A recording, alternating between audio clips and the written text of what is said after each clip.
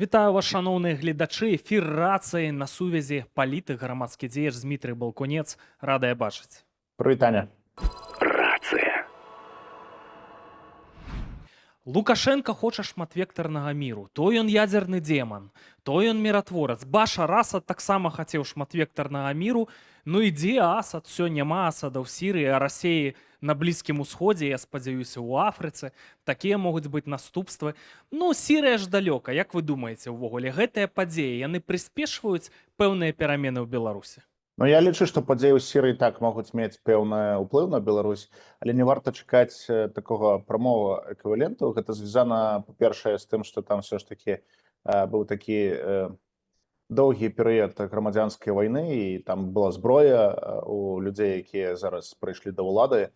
Вось, і тыя падзеі, якія развіваюцца вакол Ізраіля, там Іран, Турцыя, ўплыў, гэта ўсё безумоўна паўплывала на сітуацыю ў рэгіёне, але гэта такі вельмі моцны звон для першую чаргу для Пуціна, таму што ён зараз свой твар страціў, а Турэччына, напрыклад, на мой погляд, яна тут нейкую вагу нават атрымала.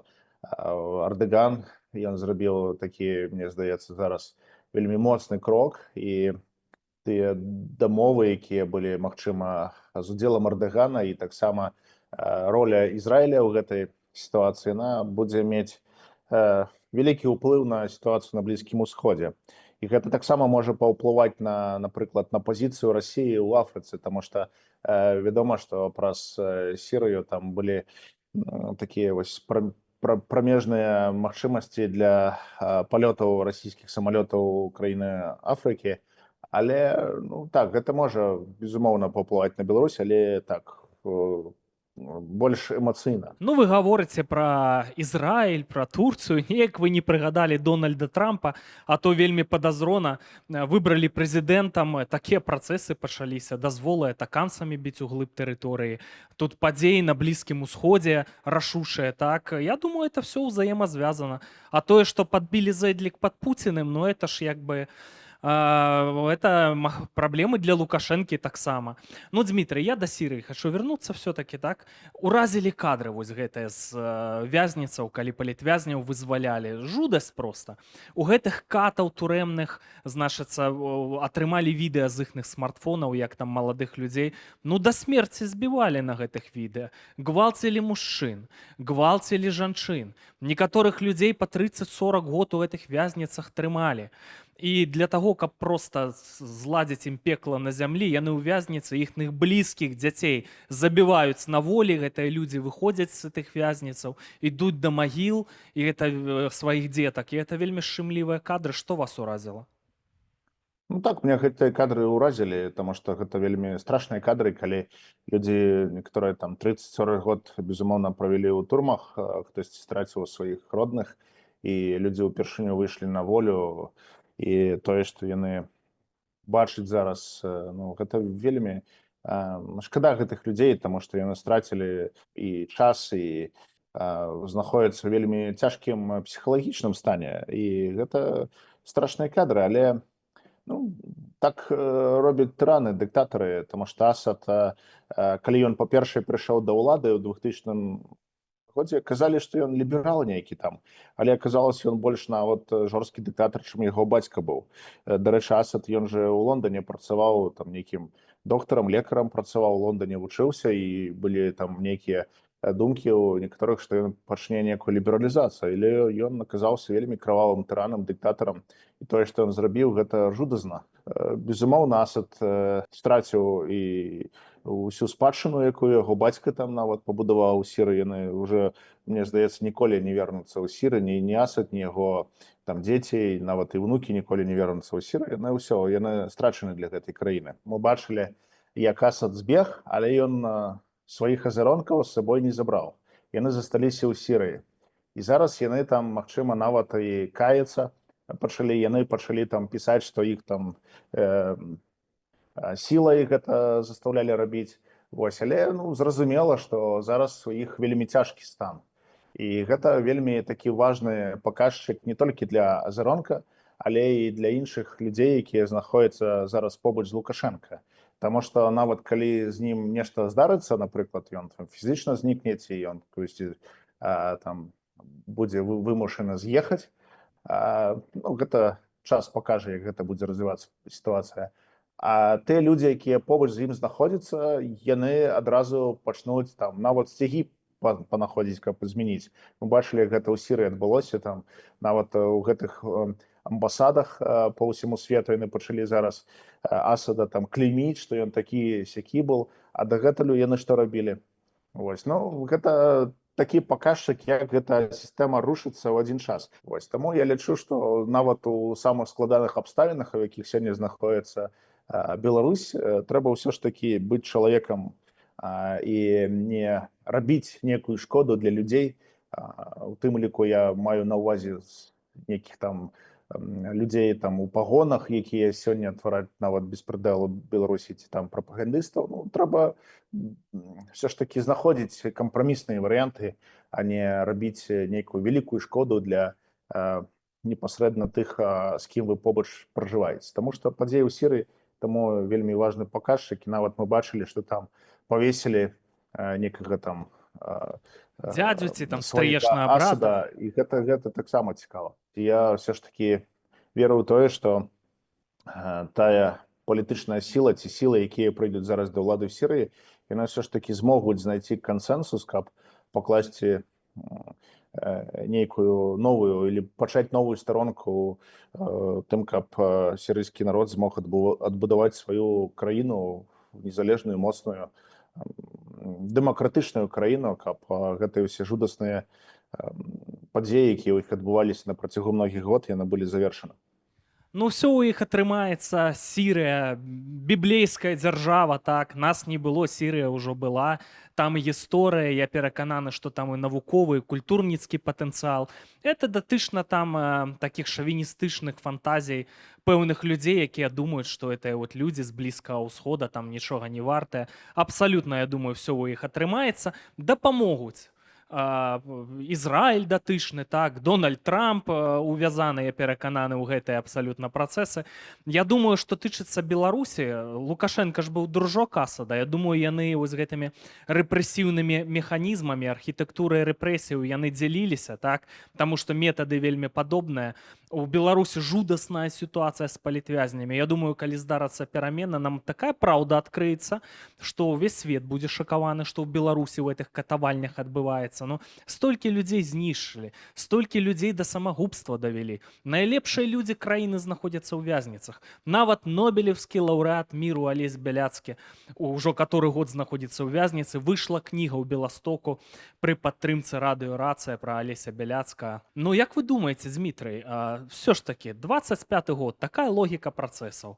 Амерыка занялася Блізкім усходам, перакананы, што яны маюць дачыненне, так. Наступная Украіна, так. А ў тым ліку і Беларусь тут, як ні круці, вельмі важная стратэгічна тэрыторыя.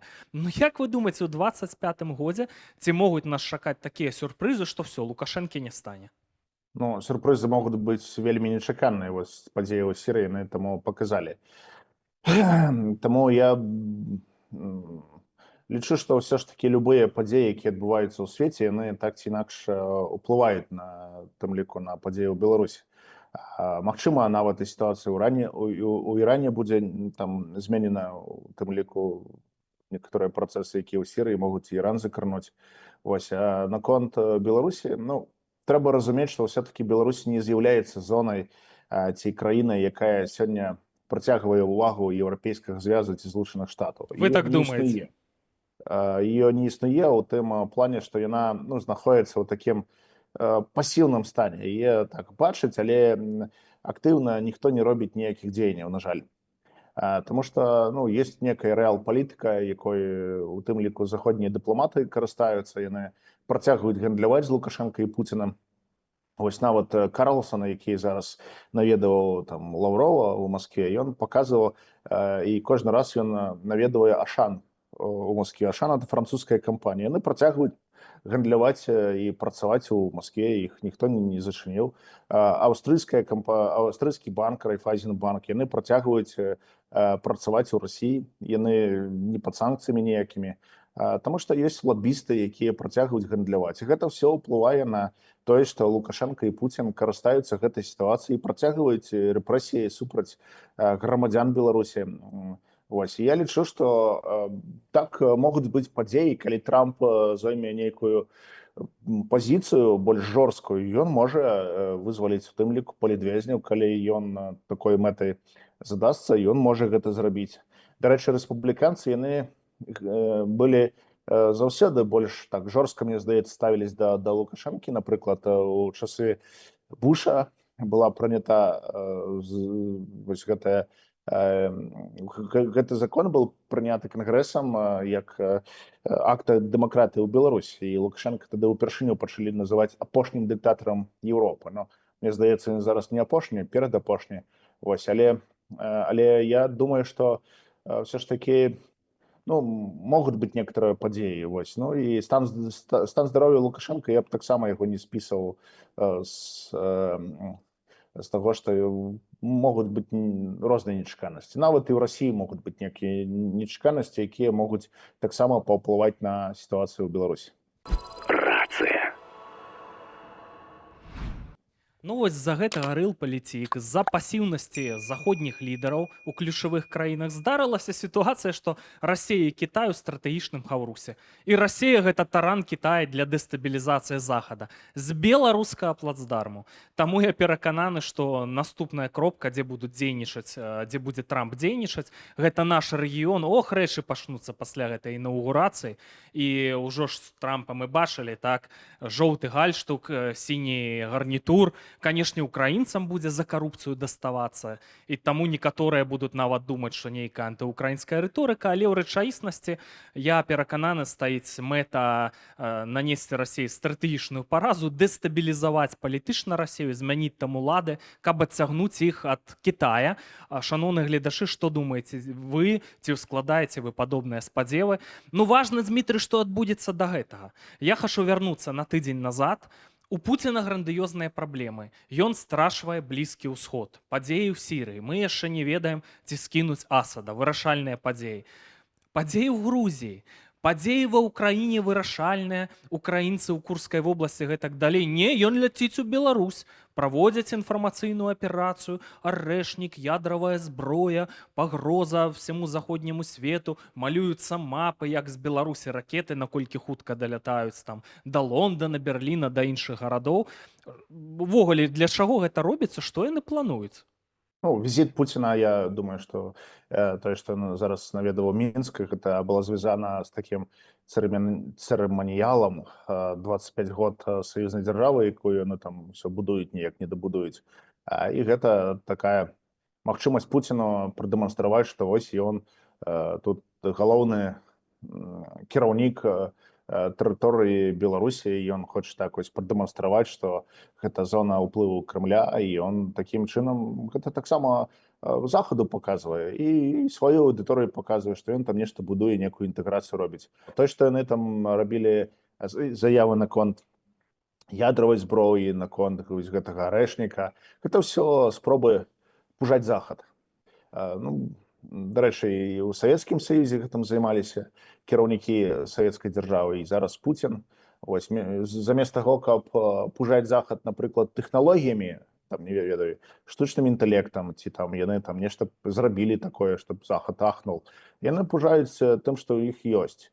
Там, нейкімі там палкамі, вось, напрыклад, малпы, яны там, памятаеце, ёсць такі ролик, калі малпы з аўтаматам там пужалі нейкіх людзей. Вось, гэта такая абезьяна з гранатай.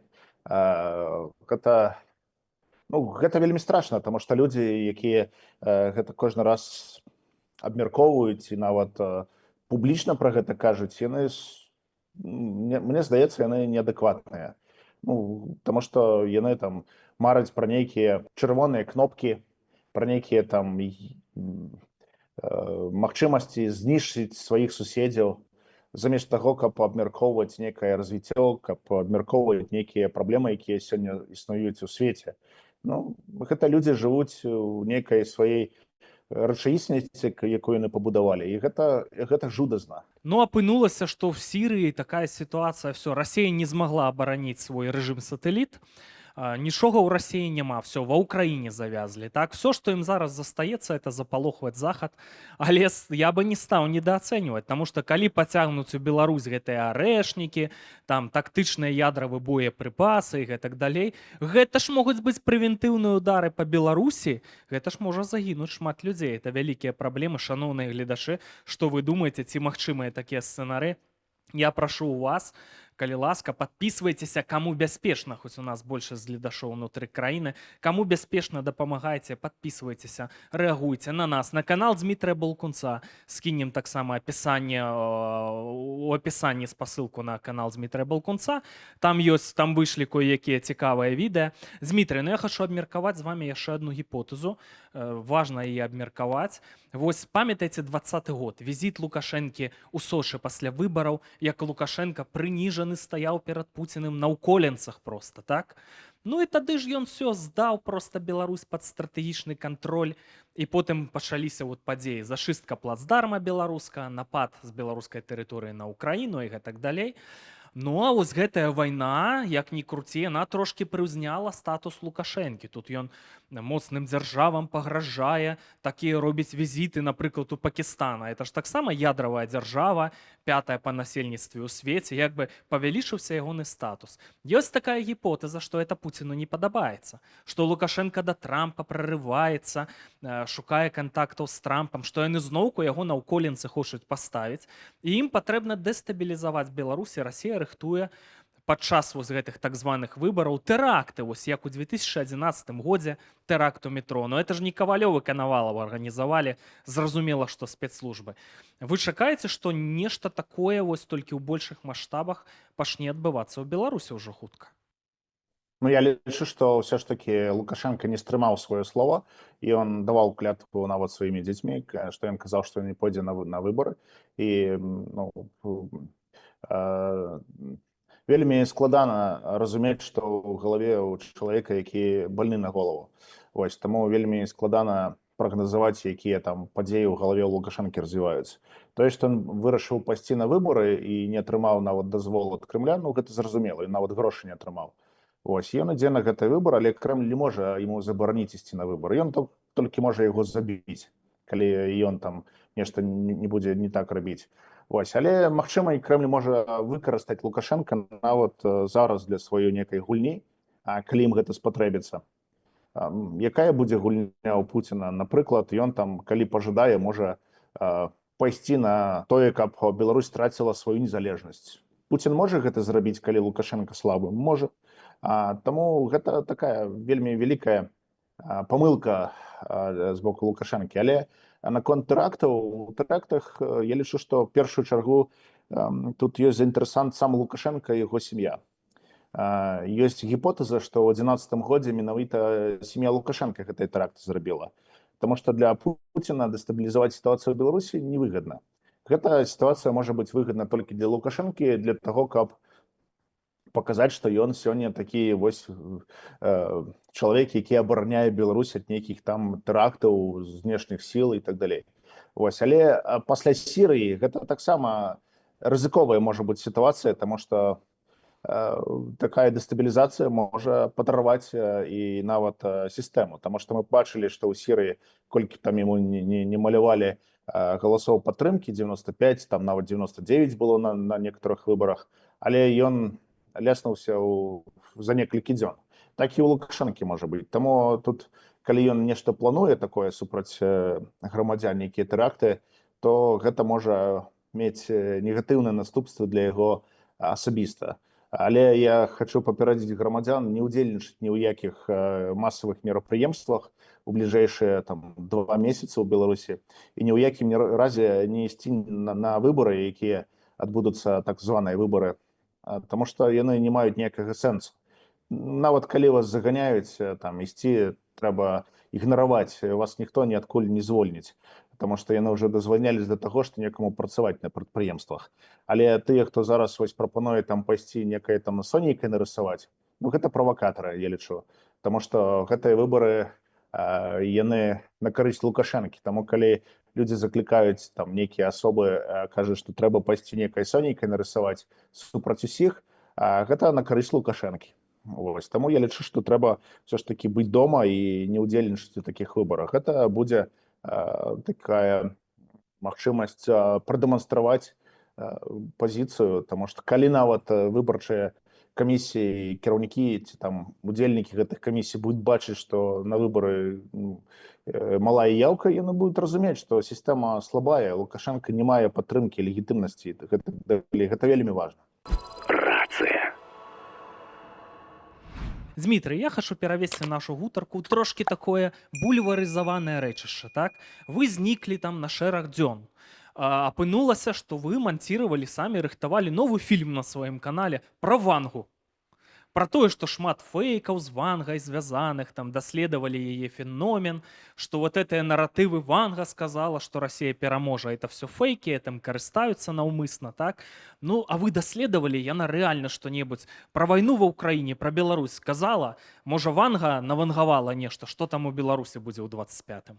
Ну, па-першае, я бачыў такі феномен, мяне он зацікавіў, што вельмі многа людзей шукаюць у інтэрнэце, што там Ванга прагназуе. Асабліва гэта было бачна у пачатку вайны ва ўкраіне. Там мільёны прасмотраў, прагнозы Вангі, сусветная вайна, што там Пуцін, Украіна, Зеленскі, іншыя. Ось. І потым я пачаў неяк вывучаць гэты феномен, і мне стала цікава увогуле, адкуль гэта з'ява з'явілася. Ось. І калі я быў у Балгарыі, я заехаў у тыя мясціны, дзе яна там жыла, і паразмаўляў з людзьмі, якія працавалі з ёй, ведалі яе. Я ў іх адкрыта запытаў, скажыце, якія апошнія выйшлі там сенсацыйныя ці там нейкія архівы Вангі. Яны казалі, што калі яна памерла, больш нічога ніколі не выходзіла. Таму ўсё, што зараз з'яўляецца, гэта фэйкі. Гэта все тое, што выдумалі журналісты ці там нейкія прапагандысты. Яны проста затуманіваюць мазгі людзям. Таму ніякіх новых прагнозаў з боку Вангі няма пасля яго смерці. Яна ўжо там у 96-м годзе памерла, і ніякіх прагнозаў з тых часоў ніколі не было. Гэта ўсё фэйкі, якія выдумваюць кожны дзень журналісты дзеля там сенсацый, каких-то там сваіх наратываў. Я, дарэчы, паглядзеў, кожны дзень выходзяць нейкія новыя прагнозы Вангі. Вось яна зараз нават выйшла на рынок Індыі і арабскіх краін. І там уже таксама пачалі там нейкія сенсацыі, што Ванга там пра Сірыю казала. Магчыма, яна і казала, але ніякіх там у гісторыі невядома, што яна там казала, таму што гэтыя рэчы, якія яна казала, яны ўжо даўно былі напісаны, а тое, што потым прыдумваюць, гэта ўжо выдумкі больш такіх журналістаў. Таму я тут раю ўсё ж такі не спускацца да нейкіх бульварных сітуацый, калі людзі там нейкім такім прагнозам вераць, а трэба ўсё ж такі сваёй галавой думаць. Ну, я то хрысціянін, я да гэтага стаўлюся вельмі асцярожна. Ну так, для гутаркі пагутарыць можа быць часам і цікава, так, у бульварызаваным рэчышчы. Дмітрый, вы з месяц таму Лукашэнку нейкі сюрпрыз абяцалі. Гэта не вы Башара Асада таго? Нет, еще он сюрприз не получил, он его получит. Он будет плакать после этого сюрприза. Боже, ну вы можете хотя бы намекнуть для яркого Нет, заголовка? не буду говорить. Им будет очень больно. Реально плакать? Очень больно будет. Приедут у Гаагу заберут. Время не пришло. Я все-таки лічу, што пачнуцца абсалютна гістарычныя падзеі. Так, спадзяюся, я не памыляюся ў таймінгу. З гэтым звязаныя ЗША, іхныя стратэгічныя інтарэсы. Беларусь вельмі важная ў стратэгічным сэнсе тэрыторыя. Ну, все вайсковыя эксперты гэта разумеюць. Я перакананы, людзі з адміністрацыі Трампа будуць рашуча, радыкальна вырашаць гісторыю з вайной ва ўкраіне і будуць дабівацца дэстабілізацыі ў Расіі палітычнай. І як ні круці, толькі гэта зруйнуе лукашэнкаўскі рэжым. А калі будуць упірацца, правядуць аперацыю па Беларусі. Як толькі скінулі Асада, тут жа на наступны дзень десяткі тысяч людзей пачалі вяртацца ў Сірыю. Там проста на пад'ездах да Сірыі, там заторы на дарогах, вяртаюцца уцекачы сірыйскія назад. Не застаюцца дзесьці там жыць на нейкую там дапамогу, а вяртаюцца дадому.